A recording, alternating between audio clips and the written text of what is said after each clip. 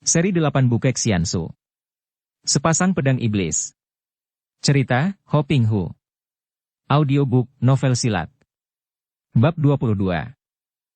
Mengertilah dia bahwa kakek pulau neraka yang aneh itu tadi, mengemudikan layang-layang secara aneh dan biarpun di dalam hatinya dia tidak suka kepada tokoh pulau neraka yang dianggapnya jahat, namun mendengar perintah itu, otomatis dia mentaatinya. Dalam keadaan seperti itu, tidak ada kawan atau lawan, yang ada hanyalah orang senasib sependeritaan, kalau gagal sama-sama mati, kalau berhasil sama-sama selamat. Dia mengerahkan tenaganya ke kanan menginjak tali layang-layang dan menggenjot tubuh ke atas. Benar saja, layang-layang yang kehilangan gandulan dan bobot di bawah itu segera menghentikan gerakan menukik ke bawah, kepalanya kembali ke atas dan kini layang-layang itu menjadi odek, bergoyang-goyang ke kanan-kiri cepat sekali, membuat tubuh Bun Beng terbawa goyang-goyang membuat kepalanya pening karena tubuhnya seperti dikocok ke kanan-kiri. Setan udara! Apakah engkau sudah bosan hidup? Jangan pegang erat-erat, layang-layang menjadi odek tidak karuan, sialan! Biarpun dimaki-maki, Bun Beng yang maklum bahwa keselamatan mereka berdua tergantung dengan keahlian kakek itu, tidak menjadi marah dan bertanya. Habis bagaimana, kakek yang baik? Wah, kau mulai menjilat-jilat, ya? Hei, bukankah aku pernah melihat tampangmu? Bun Beng menjadi bengong.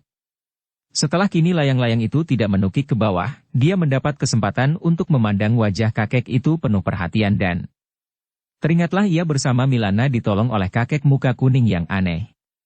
Kiranya inilah orangnya. Tak salah lagi. Biarpun kini kelihatan lebih tua dan memakai sepatu pula, tidak bertelanjang kaki macam dulu, namun sikap aneh kakek itu malah bertambah dan sikap inilah yang mengingatkan dia.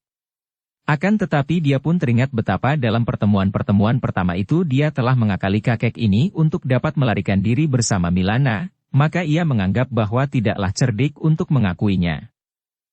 Aku tidak pernah berjumpa dengan Lo Cianbue. Ah, bohong. Aku pernah melihat mukamu, Hem. Kalau saja engkau sudah tua dan kepalamu botak. Hei, kau mau kemana? Bun Beng tidak mau melayani kakek gila itu lebih lama lagi. Dia melihat ke bawah dan maklum bahwa kalau dia merosot turun melalui tali layang-layang itu, dia akan dapat sampai ke bumi dan dapat membebaskan diri. Maka kini dia mulai melorot turun sambil berkata, Lo Cianbue, aku mau turun, tidak kerasan di sini. Enak saja. Mana bisa?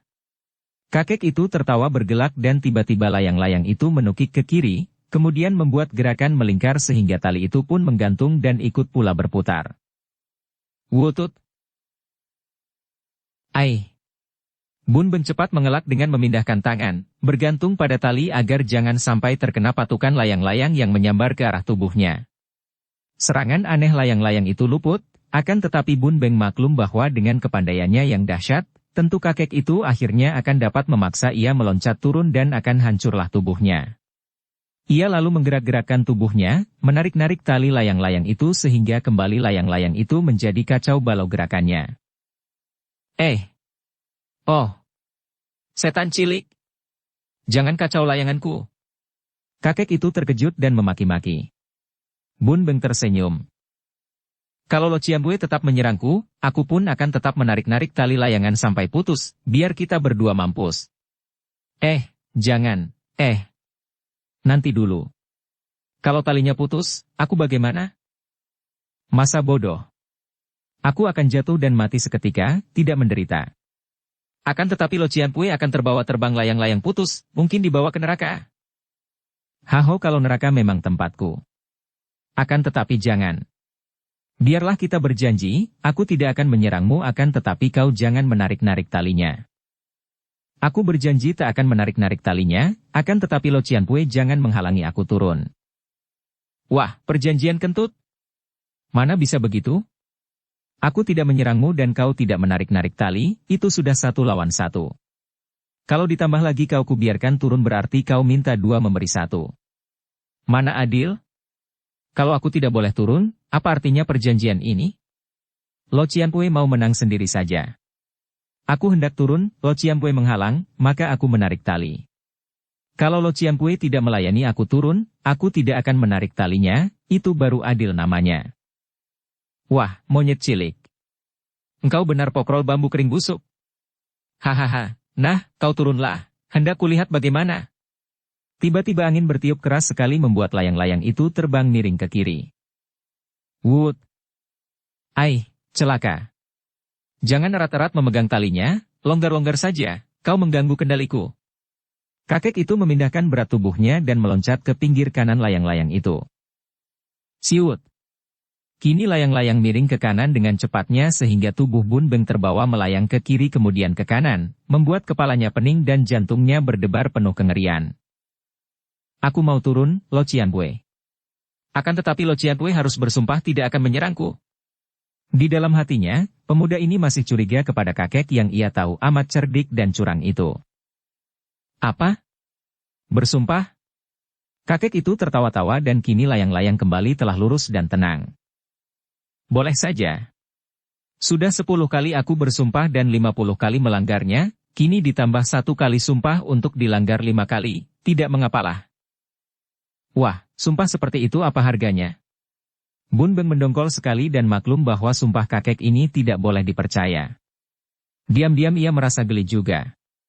Kakek ini curang ataukah jujur?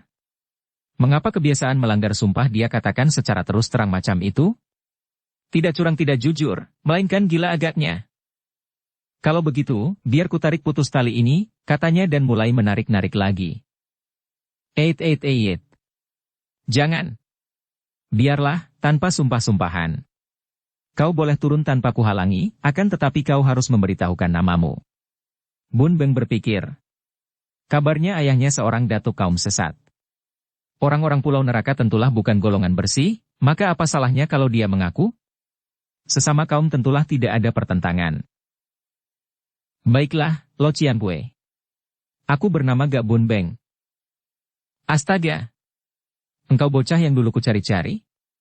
Bocah yang ditinggalkan ibumu di kuil tua di lembah sungai Venho? Hahaha, engkau putra gak lihat si botak?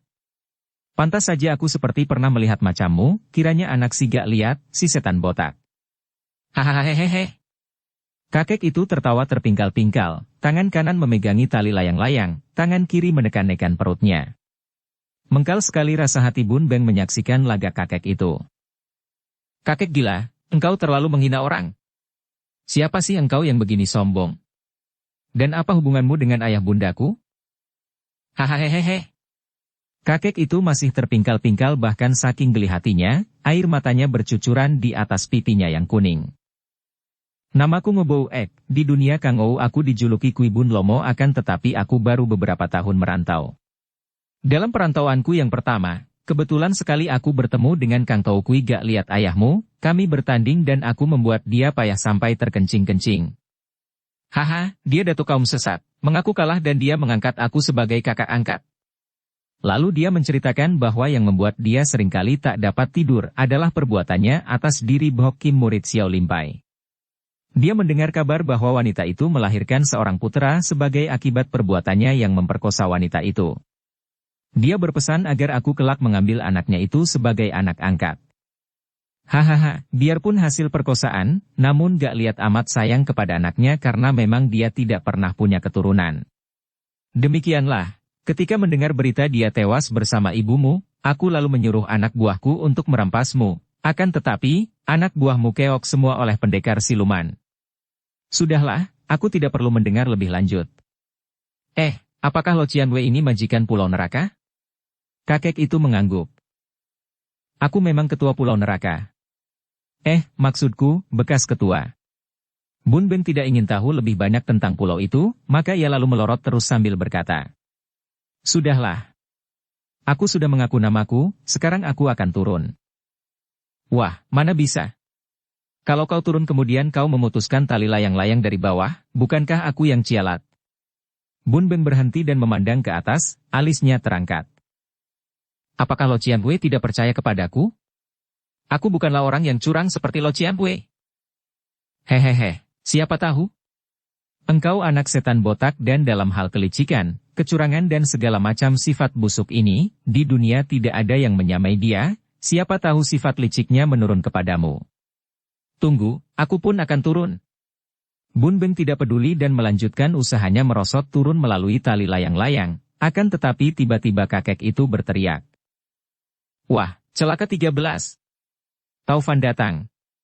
Teriakan itu dikeluarkan dengan suara keras dan penuh rasa kaget, membuat Bun Beng menengok. Dari jauh tampak awan hitam datang cepat sekali dan tak lama kemudian, layang-layang itu meliuk ke kiri dengan kekuatan yang hebat. Lekas kita turun, Lo Cian Wei. Tidak bisa, terlambat. Lekas kau naik ke sini kalau mau selamat. Bun Beng tidak mau menurut dan hendak merosot terus, akan tetapi tiba-tiba tali layang-layang itu menegang dan bergetar hebat sehingga hampir saja ia tidak kuat bertahan memeganginya karena telapak tangannya terasa nyeri bukan main. Maklumlah ia bahwa kakek itu tidak membohong, maka kini dia mulai merayap naik melalui tali layang-layang. Cepat pegang tanganku. Kakek itu berkata, napasnya agak terengah karena dia yang kini mengulurkan tangan untuk membantu Bun Beng naik, harus mengendalikan layang-layang yang menjadi liar itu dengan sebelah tangan saja. Bun Beng memegang tangan itu dan dia ditarik naik. Berdiri di sini, dan pegang tali temali di atasmu dengan tangan, hati-hati jangan banyak bergerak dan jangan terlalu erat. Turut dan contoh saja aku.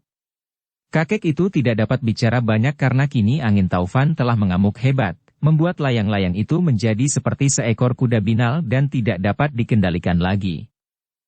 Layang-layang itu kadang-kadang naik makin tinggi, tinggi sekali sampai melengkung seperti akan membalik dari arah angin. Kemudian terdorong kembali ke belakang dan talinya menegang, meliuk ke kiri sampai seperti tak pernah berakhir, kemudian terdorong ke kanan dan ada kalanya menukik ke bawah secara mengerikan karena kecepatannya luar biasa.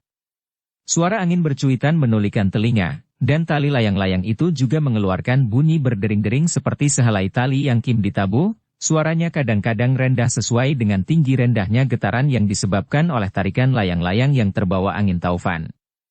Kakek itu memaki-maki Bun Beng. Sialan! Bodoh seperti kerbau engkau. Begini loh. Tekan kaki kanan ke depan, cepat. Bantu aku dong. Bagaimana sih? Setan cilik tolol kau. Dengar baik-baik, jangan sampai layang-layang terus menukik, dan jangan sekali-kali menentang arah angin langsung. Bisa celaka kita. Pindahkan tenaga ke kaki kiri, kaki kanan lepas, tangan kanan menarik tali di atas, cepat. Nah, sekarang kaki kanan yang menekan, tangan kiri menarik. Hayo, seperti bermain layar, akan tetapi jauh lebih sukar, 100 kali lebih sukar. Payah juga Bun Beng mengikuti gerakan dan perintah kakek itu. Tenaga yang dipergunakan untuk melawan kekuatan angin ini merupakan tenaga seluruhnya, itu pun hampir tidak ada artinya terhadap kekuatan angin yang maha dahsyat itu. Kini kakek itu memerintahkan agar tenaga dirubah-rubah. Bagaimana mungkin begitu mudah? Hampir beberapa detik harus dirubah lagi. Bun Beng merasa seluruh tubuhnya ngilu dan sakit-sakit, kedua kakinya menggigil dan kedua tangannya gemetar, hampir tak kuat memegang tali temali layang-layang lebih lama lagi. Tolol! Jangan berhenti! Aku sendiri mana kuat mengemudikan layang-layang ini? Kalau tidak ada engkau di sini, tentu aku dapat, akan tetapi ditambah beratmu, benar-benar repot. Sementara itu, angin bertiup makin keras, kini malah disertai kilat menyambar-nyambar, halilintar bermain-main di atas dan kanan kiri mereka. Cuaca menjadi gelap, bahkan kini percikan air-air halus yang amat kuat sehingga seperti berubah menjadi laksaan jarum-jarum kecil menerjang mereka. Celaka! Celaka! Kakek itu makin repot dan jelas bahwa dia ketakutan. Bun Beng yang biasanya senang menghadapi maut, menyaksikan sikap kakek itu ketularan rasa takut. Memang keadaan amat mengerikan, dibawa oleh layang-layang dan dipermainkan angin taufan, halilintar dan hujan seperti itu. Tolol! Jangan berhenti! Aku sendiri mana kuat mengemudikan layang-layang ini? Kalau tidak ada engkau di sini, tentu aku dapat, akan tetapi ditambah beratmu, benar-benar repot. Sementara itu, angin bertiup makin keras, kini malah disertai kilat menyambar-nyambar, halilintar bermain-main di atas dan kanan kiri mereka. Cuaca menjadi gelap, bahkan kini percikan air-air halus yang amat kuat sehingga seperti berubah. Dengar baik-baik kalau kau tidak ingin mati turut perintahku dan pelajari agar jangan sampai gagal. Taufan ini berbahaya sekali, untuk turun sekarang tidak mungkin. Satu-satunya jalan hanya mengemudikan layang-layang ini sebaik mungkin agar tidak sampai menukik turun atau talinya putus. Kakek itu sukar sekali bicara dengan jelas karena kencangnya angin meniup terbang suaranya. Terpaksa ia lalu merangkul Bun Beng dan berteriak. Rangkul aku dan dekatkan telingamu pada mulutku. Setelah Bun Beng melakukan perintah ini, Kui Bun Lomo lalu membisikkan pelajaran sedikit demi sedikit caranya menggerakkan tenaga pada kaki dan tangan, mengatur bobot, memindah-mindahkan tenaga dalam untuk mengimbangi serangan angin yang amat dahsyat. Bun Beng mendengarkan dengan penuh perhatian, kemudian sekalian mempraktekkan pelajaran itu mencontoh gerakan kakek aneh dan membantunya mengemudikan layang-layang. Dia sama sekali tidak tahu bahwa dalam keadaan berbahaya itu dia telah menerima pelajaran ilmu rahasia yang amat hebat, yaitu ilmu Hoan Sin Kang, memindahkan tenaga sakti, yang tidak hanya dapat dipergunakan untuk mengemudikan layang-layang melawan serangan angin taufan yang maha dahsyat, akan tetapi juga merupakan ilmu yang dapat dipergunakan untuk menghadapi lawan berat yang memiliki Sin Kang amat kuat.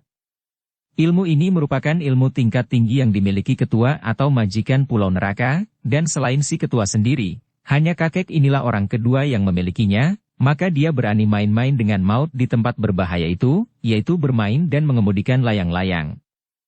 Mati-matian kedua orang itu bertempur dengan angin taufan, bersama-sama mengemudikan layang-layang yang mereka paksa untuk menuruti kehendak mereka, melawan kehendak angin. Sampai setengah hari lamanya angin taufan mengamuk dan selama setengah hari itu merupakan latihan yang amat hebat bagi Bun Beng. Latihan terberat yang pernah ia alami selama hidupnya, akan tetapi karena keadaan yang memaksa, demi menolong nyawa, dalam waktu sependek itu dia telah berhasil memetik inti dari ilmu ini. Menjelang senja, barulah angin taufan itu mereda, hujan pun berhenti. Dengan pakaian basah kuyup, kedua orang itu terengah-engah berdiri di atas tali dan berpegang pada tali layang-layang yang juga basah semua dan luntur gambarnya.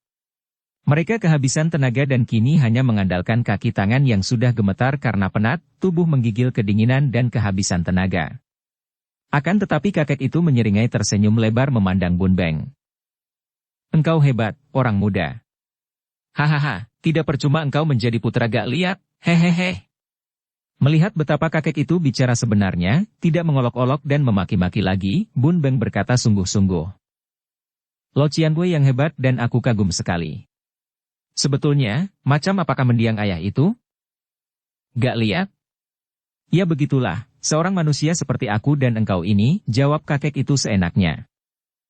Tapi, banyak orang menyebutnya seorang jahat. Dan Lo Cianbue sendiri tadi mengatakan dia seorang yang licik dan curang. Memang dia licik dan curang, nomor satu di dunia mengenai kelicikannya. Akan tetapi kalau tidak licik, mana mungkin dia menjadi datu kaum sesat? Tanpa kelicikan, mana mungkin dapat menonjol di dunia hitam? Biarpun kakek itu mulai memuji ayahnya, namun pujian ini mendatangkan rasa tak puas di hati Bun Beng. Bagaimana hatinya akan senang dan puas kalau ayahnya dipuji sebagai seorang yang paling licik di dunia, sebagai seorang tokoh, bahkan datu kaum sesat. Sudahlah, Lo Cianbue. Terima kasih atas pertolonganmu, aku hendak turun sekarang. Setelah berkata demikian, Bun Beng merosot turun dan biarpun kedua telapak tangannya menjadi panas karena tenaganya sudah hampir habis, namun rasa nyeri itu bukan apa-apa kalau dibandingkan dengan kesengsaraan selama setengah hari tadi dan ia merosot terus. Hi, tunggu. Apa kau kira aku selamanya akan tinggal di sini? Aku pun mau turun. Kakek itu bergegas turun pula dari tali layang-layang yang kini terbang dengan anteng di bawah angin semilir halus. Keduanya lalu merosot turun melalui tali layang-layang yang amat tinggi itu. Demikian tingginya layang-layang itu sehingga Bun Beng melihat pohon-pohon amat kecil di bawah, seperti rumput saja. Ia bergidik. Bukan main kakek bermuka kuning itu, main-main dengan maut seperti itu. Apa sih senangnya bermain-main dengan layang-layang yang begitu tinggi? Memang menegangkan, seperti seekor burung Garuda terbang di angkasa, akan tetapi bagaimana kalau tali layang-layang putus? Bagaimana kalau kehabisan angin dan layang-layang itu melayang turun? Benar-benar permainan yang berbahaya dan gila. Hah, Bun Beng, aku girang sekali dapat bertemu denganmu. Aku akan dapat memenuhi permintaan mendiang ayahmu. Ikutlah bersamaku dan engkau akan memperoleh kepandaian hebat, apalagi kalau pangcu kami bersedia membimbingmu. Ketua kami adalah seorang yang memiliki kepandaian seperti iblis. Bun Beng menyambung. Ketua Pulau Neraka tentu seorang iblis. Haha. Engkau seperti ayahmu. Memang benar kepandaiannya hebat seperti iblis sendiri. Bun Beng tidak menjawab dan mencari akal bagaimana dia akan dapat membebaskan diri dari kakek yang melorot turun di atasnya itu. Dia tidak sudi menjadi anggota Pulau Neraka seperti dia tidak mau menjadi anggota Tian Liong Pang. Biar dia dijanji akan diberi pelajaran ilmu yang tinggi, yang tidak diragukannya lagi, akan tetapi satu-satunya yang ia mau menjadi gurunya hanyalah pendekar siluman. Kalau pendekar siluman yang mengajaknya ke Pulau Es, tentu dia tidak akan menolak, bahkan akan menjadi girang sekali. Kini dia mencari akal bagaimana dapat melarikan diri dari kakek itu. Dia mempercepat gerakan kaki tangannya melorot turun, akan tetapi kakek itu tetap berada dekat di atas kepalanya. Tiba-tiba Kui Bun Lomo berteriak sambil menggerak-gerakkan tangan ke bawah. Hei! Bangkotan busuk, pengecut laknat, jangan curang kau. Tunggu sampai aku turun dan kita boleh bertanding sampai selaksa jurus. Bun Beng cepat memandang ke bawah dan ia juga terkejut sekali. Di bawah sana, ia melihat bahwa tali layang-layang itu oleh si kakek aneh diikatkan pada sebatang pohon besar dan ujung tali malah dikaitkan kuat-kuat pada sebuah batu karang yang kokoh. Kiranya setelah kakek itu berhasil menaikkan layang-layangnya sampai tinggi sekali, ia mengikat tali itu di sana kemudian agaknya kakek itu lalu memanjat ke atas melalui tali layang-layang untuk kemudian bermain-main di atas. Dan kini di dekat pohon itu tampak seorang kakek bersorban dengan tubuh dibelit-belit kain kuning seperti mendiang kakek Nayakavira pembuat pedang yang dahulu datang menunggang gajah dan juga pernah bertanding dengan kakek muka kuning ini. Di belakang kakek ini tampak seorang laki-laki tampan dan yang membuat Bun Beng merasa terkejut adalah ketika melihat betapa kakek bersorban itu menghampiri tali layang-layang dan agaknya hendak memutus tali itu. Hahaha. Kakek itu tertawa bergelak dan agaknya Kui Bun Lomo baru tahu bahwa kakek bersorban itu bukanlah kakek India penunggang gajah yang dulu pernah bertempur dengannya. Tentu saja Bun Beng mengerti bahwa kakek di bawah itu bukan Nayakavira karena biarpun hampir sama. Kakek di bawah itu lebih tinggi dan kurus, juga kulitnya lebih hitam. Setan India. Jangan curang, tunggu aku turun kalau berani. Kembali Kui Bun Lomo berteriak sambil melorot makin cepat mengikuti Bun Beng, akan tetapi jarak antara mereka dengan tanah masih terlampau tinggi sehingga kalau sekarang tali itu diputus, mereka akan celaka. Bun Beng, kau melorot sambil bergantung. Jangan menghalangi aku. Kalau dia berani memutus tali, akan kuarahkan jatuhku ke tubuh si keparat itu. Kui Bun Lomo berseru dan Bun Beng melanjutkan gerakannya merosot sambil bergantung ke bawah. Hahaha, kalian berdua bermain-main dengan maut. Nah, mampuslah. Orang India yang tertawa-tawa itu meloncat dekat dan menggerakkan tangan hendak memutus tali layang-layang. Bun Beng sudah merasa ngeri, apalagi setelah kini mengenal kakek India itu sebagai kakek sakti yang pernah bertanding melawan pendekar siluman. Pertandingan yang amat luar biasa di mana kedua orang sakti itu mempergunakan ilmu sihir sehingga yang bertanding adalah bayangan atau semangat mereka. Celaka, pikirnya, andai kata mereka dapat turun juga, ia merasa ragu-ragu apakah Kui Bun Lomo mampu menandingi kakek yang memiliki ilmu sihir itu. Dan laki-laki yang berada di belakang kakek bersorban itu pun dia kenal, karena laki-laki itulah yang dahulu pernah menculik Kui Hong. Laki-laki berpakaian sastrawan yang setengah gila dan yang mencuri pedang pusaka buatan kakek Nayakavira. Tiba-tiba berkelebat bayangan yang gesit sekali dibarengi bentakan halus. Iblis tua keparat? Muncullah seorang dara yang gerakannya gesit sekali. Bayangannya didahului sinar dari pedangnya yang ia pergunakan untuk menerjang kakek bersorban dengan gerakan luar biasa. Pedangnya membentuk lingkaran pada ujungnya seolah-olah hendak mengguratkan lingkaran pada dada kakek bersorban. Menghadapi serangan hebat ini, kakek ini berseru kaget dan cepat meloncat mundur, tidak mendapat kesempatan untuk memutus tali layang-layang.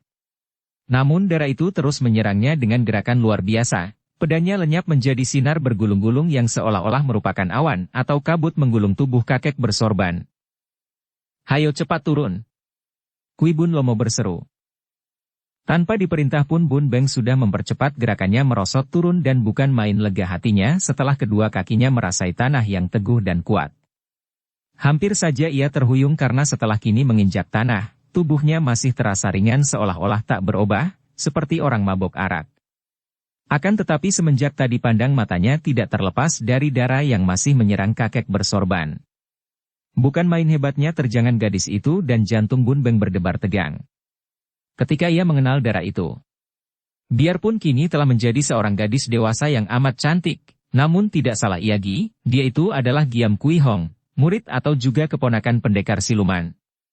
Kakek bersorban itu, yang Bun Beng tahu amat sakti, sampai terdesak mundur, repot mengelak dari sambaran pedang di tangan Kui Hong. Hahaha, kiranya engkau bukan tua bangka penunggang gajah. Kui Bun Lomo tertawa dan pada saat Maharya, kakek India itu mencelat ke kanan untuk menjauhi sinar pedang Kui Hong dan berada dekat dengannya, Kui Bun Lomo cepat menghantamnya dengan kedua lengan didorongkan ke depan. Terdengar bunyi bersuit dan angin menyambar ke arah kakek bersorban yang cepat mendorongkan pula kedua tangannya menangkis. Des! Dua tenaga sinkang raksasa bertemu dan kedua orang kakek itu terpental ke belakang. Wah, kau hebat juga. Kui Bun Lomo berseru kaget. Mundur kalian bertiga. Tiba-tiba Maharya membentak, suaranya menggeledek penuh wibawa yang aneh dan bagaikan menanti perintah yang tak dapat dibantah lagi karena segala kemauan hati mereka dikuasai perintah ini. Kui Bun Lomo, Kui Hong dan Bun Beng otomatis meloncat mundur sampai 5 meter. Lo Ciabue, Nona Kui Hong, awas dia mempunyai ilmu sihir. Jangan memandang matanya dan jangan mendengar suaranya. Bun Beng cepat berteriak, kemudian ia mendahului menerjang laki-laki yang sejak tadi hanya menonton Maharya bertanding dengan Kui Hong. Laki-laki ini bukan lain adalah Tan Ki atau Tan Siu Chai yang tadi bengong memandang Kui Hong dengan penuh gairah. Dia tadi tidak membantu karena tentu saja ia percaya penuh akan kesaktian gurunya. Akan tetapi melihat betapa dua orang yang secara aneh turun dari tali layang-layang itu bukan orang sembarangan pula, apalagi kini Bun Beng meloncat maju dan menyerangnya dengan gerakan dahsyat. Dia terkekeh, memandang rendah pemuda itu dan mengelak sambil balas menyerang. Bun Beng menjadi heran melihat gerakan lawan yang luar biasa, kedua kaki lawan tidak meninggalkan tanah, akan tetapi tubuhnya bisa meliuk-liuk dengan lemas, seperti sebatang pohon cemara pecut tertiup angin. Tubuh atas itu meliuk ke kiri, kemudian membalik sambil balas menyerang dengan tangan kanan menghantam perutnya. Ketika ia menangkis dan menggeser kaki kanan, tahu-tahu tangan kiri lawan sudah mencengkeram kepalanya, hal yang luar biasa sekali mengingat bahwa tangan kiri lawannya itu berada dalam posisi jauh. Tangan kiri itu tiba-tiba memanjang, seperti karet yang dapat mulur dan tahu-tahu jari-jarinya telah dekat dengan kepalanya. Ia berseru dan cepat meloncat mundur sambil melepas tendangan ke arah lengan yang sudah ditarik kembali oleh Tan Siu Chai sambil terkekeh-kekeh. Sementara itu Kui Hong yang terheran-heran mendengar pemuda tampan itu menyebut namanya, teringat bahwa Maharya memang pandai ilmu sihir, maka otomatis ia pun mentaati peringatan pemuda itu, tidak mau memandang mata kakek bersorban dan dengan kekuatan batinnya ia menulikan telinga agar jangan mendengar bentakan si kakek tukang sihir yang mengandung penuh daya melumpuhkan itu. Ia sudah menerjang maju lagi dengan tusukan pedangnya, disusul serangkaian serangan hebat yang membuat Maharya kembali terdesak. Kui Bun Lomo yang kini sudah dapat menguasai dirinya kembali setelah tadi terpengaruh sihir Maharya, merasa kagum kepada Bun Beng yang semudah itu sudah tahu akan ilmu kakek bersorban. Dia pun maklum bahwa ilmu sihir semacam Mihuntu Hoat untuk mempengaruhi pikiran orang mengandalkan kekuatan pandang mata dan getaran suara yang mengandung sinkang kuat sekali, maka apabila dapat mengelakkan pandang mata dan suara itu tentu sihir itu tidak akan mempunyai daya kekuatan. Maka ia pun menutup pendengaran dan menghindarkan pertemuan pandang mata, lalu tertawa mengejek. Hehehe, kau dukun dari Himalaya yang busuk, tanpa sebab kau hendak memutus tali layang-layangku. Sekarang kau kena kutuk para doamu, bertemu dengan seorang pemuda yang cerdik, seorang dara yang lihai sekali, dan aku yang akan mengirim nyawamu kembali ke puncak Himalaya. Sambil mengejek demikian, Kui Bun Lomo maju pula menerjang, membantu Kui Hong. Karena tokoh pulau neraka ini pun maklum bahwa Maharya bukanlah seorang lemah, bukan hanya mengandalkan ilmu sihirnya melainkan memiliki ilmu kepandaian hebat pula dan bertenaga sinkang kuat sekali, maka begitu menyerang ia pun mengerahkan tenaga dan menggunakan jurus khas dari pulau neraka, kedua tangannya tiba-tiba berubah menjadi lunak seperti kapas. Namun di balik telapak tangan yang menjadi lunak ini tersembunyi kekuatan dahsyat yang akan merusak sebelah dalam tubuh lawan jika bertemu. Dengan tangan lunak ini, sesuai dengan namanya yaitu Toat Beng Bian Kun, tangan lemas mencabut nyawa, ilmu ini adalah ilmu baru yang diterimanya dari ketua pulau neraka. Karena ilmu pukulan tangan kosong ini telah digabung dengan ilmu khas keturunan pulau neraka, yaitu hawa dan tenaga beracun yang membuat warna kulit mereka berubah, maka tentu saja pukulan-pukulan tangan yang kelihatannya lemas tak bertenaga dan lunak itu mengandung bahaya mengerikan dan setiap gerakan merupakan maut bagi lawan. Maharia yang biasanya memandang rendah setiap lawan, kini terkejut sekali. Biarpun tadi ia kelihatan terdesak oleh gulungan sinar pedang Kui Hong yang seperti kilat menyambar-nyambar, namun dia tidak gentar dan menghadapi dengan tangan kosong saja. Akan tetapi, setelah sekali menangkis dan lengannya tersentuh tangan Kui Bun Lomo yang mengandung ilmu Toat Beng Bian Kun dan membuat lengannya panas dan gatal, ia terkejut bukan main, berteriak keras dan melompat mundur sambil menggerakkan kedua tangannya ke sebelah dalam pakaiannya. Kini ia telah memegang sepasang senjata yang amat aneh. Tangan kirinya kini telah memakai sarung tangan yang berkilauan seperti emas, sedangkan tangan kanannya memegang seekor ular putih yang kecil dan panjangnya hanya 2 kaki, akan tetapi ular putih itu masih hidup. Hahaha, dukun hitam, apa engkau mau main sulap mencari uang kecil? Bukan di sini tempatnya, melainkan di pasar. Aku tidak mempunyai uang kecil sepeser pun, apalagi yang besar. Sambil tertawa mengejek, Kui Bun Lomo menerjang lagi dengan tangannya yang beracun, maklum bahwa pertemuan yang satu kali tadi, biarpun tentu saja tidak akan melukai lawan yang begitu pandai akan tetapi sedikitnya membuat hati lawan gentar. Kui Hong yang tidak banyak bicara sudah menusukkan lagi pedangnya. Kini Maharia tidak mengelak, melainkan menggerakkan tangan kiri yang bersarung tangan emas itu menangkap pedang. Bukan main kagetnya Kui Hong karena merasa pedangnya tergetar. Ia menarik kembali pedangnya dan pada saat itu Maharia melepas pedang sambil menggunakan tenaga sinkang mendorong. Hanya dengan melempar tubuh ke belakang dan berjungkir balik di udara sampai 5 kali Kui Hong dapat menghindarkan diri dari tolakan tenaga sinkang yang dapat melukai isi dadanya itu. Ia terkejut dan maklum bahwa selain sarung tangan yang dipakai kakek India itu tidak mempan senjata, juga bahwa tenaga kakek itu masih jauh melampaui tenaganya sendiri. Kini Kui Bun Lomo sudah menerjang maju menggunakan tangan kanan memukul dengan tangan lunaknya yang beracun untuk memberi kesempatan gadis berpedang itu memulihkan kedudukannya. Maharia mengangkat tangan kiri, menangkis pukulan itu dan tangan kanannya digerakkan. Plak! Kedua tangan bertemu dan kakek Kui Bun Lomo terkejut karena tangan bersarung emas itu kiranya sanggup menerima pukulan Toat Beng Bian Kun, dan kini secara tiba-tiba ular yang dipegang ekornya itu melayang dan menyambar lehernya dengan mulut terbuka lebar, mendesis dan menggigit. Ia cepat miringkan kepalanya akan tetapi tetap saja ular itu dapat menggigit pundaknya. Mampus kau! Maharia berseru girang. Hahaha, gigitan cacing itu enak sekali rasanya, menambah vitamin di tubuhku. Suruh dia gigit lagi, dukun India. Hahaha. Biarpun pundaknya mengeluarkan sedikit darah, akan tetapi Kui Bun Lomo masih tertawa-tawa. Di dalam tubuhnya yang berkulit kuning itu telah mengalir darah yang penuh racun, mana dia takut akan segala gigitan ular beracun? Kakek India itu kaget dan dengan marah ia lalu menyerang kedua orang pengeroyoknya, bukan hanya ularnya yang terayun-ayun mengancam lawan dengan gigitan beracun, juga tangan kirinya yang tidak takut menghadapi senjata tajam atau pukulan beracun itu merupakan tangan maut yang setiap saat menyambar hendak mencabut nyawa lawan. Tan Siuca yang tadinya memandang rendah Bun Beng, menjadi terkejut bukan main ketika mendapat kenyataan bahwa pemuda itu benar-benar lihai sekali ilmu silatnya. Tadinya ia menganggap bahwa seorang muda seperti itu akan mudah ia robohkan dengan ilmunya, tangan panjang, yaitu lengan yang dapat ia ulur sampai hampir 2 kali panjang normal. Banyak sudah lawan yang roboh oleh ilmunya ini karena tidak menyangka-nyangka bahwa tangan itu dapat mulur seperti karet. Akan tetapi, pemuda itu hanya sebentar saja terkejut, kemudian sudah dapat menjaga diri dan mengirim serangan dengan jurus-jurus yang dahsyat, yang mendatangkan angin keras dan membuat Tan Siucai bingung. Maklum bahwa ia berhadapan dengan murid orang pandai, Tan Siucai berteriak keras dan tampaklah sinar hitam ketika ia mencabut pedangnya, sebatang pedang hitam yang mengeluarkan bau amis seperti telur itik membusuk. Dengan pedangnya ini ia menerjang dan mengobat-abitkan pedang, merupakan sinar yang menyambar-nyambar ke arah tubuh Bun Beng. Bun Beng memang tadinya terkejut menyaksikan lengan yang bisa mulur panjang. Akan tetapi kemudian ia mendapat kenyataan bahwa lawannya itu biarpun bertenaga kuat dan memiliki ilmu aneh tidaklah seberat yang ia kira dan tidak memiliki dasar ilmu silat yang tangguh. Maka ia sudah mendesak dengan jurus-jurus Yao Limpai yang kuat sehingga 2 kali memukul bahu kanan dan menendang paha kiri lawan.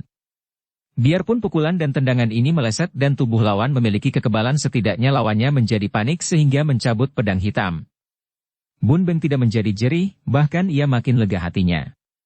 Gerakan pedang itu lebih didorong rasa marah daripada gerakan ilmu pedang yang tinggi nilainya, maka baginya, pedang hitam itu tidaklah sebahaya tangan kosong yang dapat mulur mengkeret tadi. Biarpun dengan itu masih dapat mulur, akan tetapi karena disambung pedang, lebih mudah dapat dilihat arah gerakannya, tidak seperti kalau kosong dapat mencengkeram, menangkap, mendorong atau memukul, sukar sekali diduga.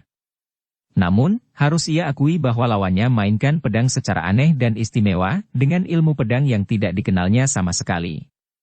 Pedang itu selalu datang menyerangnya dengan tiupan angin, dan bukan hanya pedang yang menyerangnya melainkan selalu dibarengi dengan pukulan atau tendangan, seolah-olah seluruh daya serang lawan dikumpulkan untuk menghantamnya. Bun Beng harus mengandalkan kelincahan tubuhnya yang segera pulih kembali begitu ia menghadapi bahaya. Kalau begini terus, bagaimana aku bisa menang, pikirnya. Serangan lawan ini mengingatkan ia akan serangan angin taufan ketika ia berada di atas layang-layang bersama Kui Bun Lomo. Serangan angin taufan. Tiba-tiba ia teringat akan pelajaran kakek pulau neraka itu untuk menghadapi serangan angin taufan. Perhatikan dari mana angin menyerang, jangan menentang, ikuti tiupannya akan tetapi harus dapat kau kendalikan sehingga mudah untuk menyimpang. Pindahkan hawa dan tenaga sakti sesuai dengan serangan angin, jangan biarkan kita terseret akan tetapi berusaha selalu berada di atasnya, menunggang angin. Demikianlah antara lain inti pelajaran yang ia terima di atas layang-layang sambil mencontoh gerakan kakek pulau neraka. Kini, serangan-serangan lawannya dengan pedang hitam itu seperti angin, mengapa tidak ia coba mengatasinya dengan pelajaran baru di atas layang-layang? Wut! Tan Siucai kembali menyerang dengan hebat, dengan semangat menyala dan keyakinan bahwa dia tentu akan dapat membunuh pemuda yang sudah tak mampu balas menyerang itu. Pedang hitamnya menusuk dada, tangan kirinya mendorong dengan pukulan ke arah pusar, dan kaki kanannya sudah siap menyusulkan tendangan. Bun Beng tidak menggunakan cara mengelak seperti tadi. Dengan ilmu baru menundukkan angin taufan, tubuhnya yang tadinya miring, dengan kaki kanan di depan itu, ia pindahkan kaki dan tenaga pada kaki kiri, lalu kedua tangannya diangkat ke atas seolah-olah ia memegangi tali temali layang-layang dan tubuhnya meloncat ke atas tinggi sekali sehingga pukulan dan tusukan lewat di bawah kakinya yang ditekuk ke dada. Tendangan lawan menyusul, ia terima dengan kedua kakinya, menginjak kaki lawan yang menendang dan meminjam tenaga ini ia ayun tubuhnya ke atas dan meluncur ke depan melalui atas kepala lawan, kemudian membalik dan memindahkan tenaga lagi ke kaki kiri yang turun menginjak lawan. Plak! Auk! Pundak kanan Tan Siucai terkena injakan kaki Bun Beng, lumpuh rasa seluruh lengan kanannya dan pedang hitam itu terlepas. Bun Beng cepat turun menyambar dan pedang hitam telah berada di tangannya. Tan Siucai membalik dan matanya merah saking marahnya memandang Bun Beng yang kini tersenyum-senyum memegang pedang hitam. Ia girang sekali karena dengan ilmu barunya itu ia berhasil. Pemuda ini memang cerdik sekali sehingga dia dapat menggunakan ilmu baru yang bagi orang lain tentu hanya dapat dipergunakan untuk mengendalikan layang-layang melawan angin taufan itu untuk melawan musuh yang lihai.